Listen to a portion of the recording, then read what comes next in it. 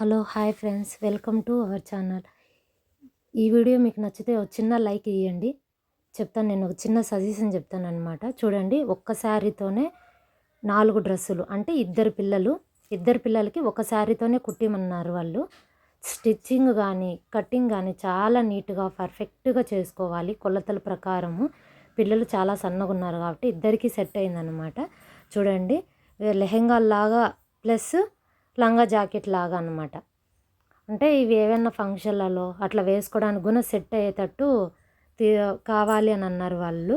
సపరేట్గా అది ఒకటి కనపడుతుంది కదా, సపరేట్గా 2 బ్లౌజ్ పీసులు తెచ్చుకున్నారనమాట.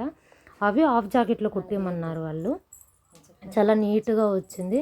Hands Baahubali hands.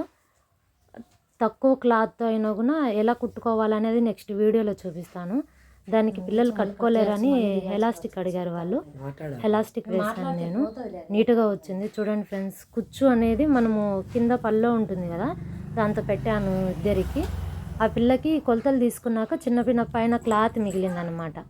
అది జాయింట్ చేసుకొని మధ్యలో ఆ జాయింట్ కనపరాకుండా చిన్న పోట్లీ బటన్స్ లాగా పెట్టుకున్నాను. నీట్గా వచ్చాయి పోట్లీ బటన్స్. జాయింట్ అనేసి క్లాత్ అనేది కనపరాలేదు అసలు ఎక్కడే కానీ.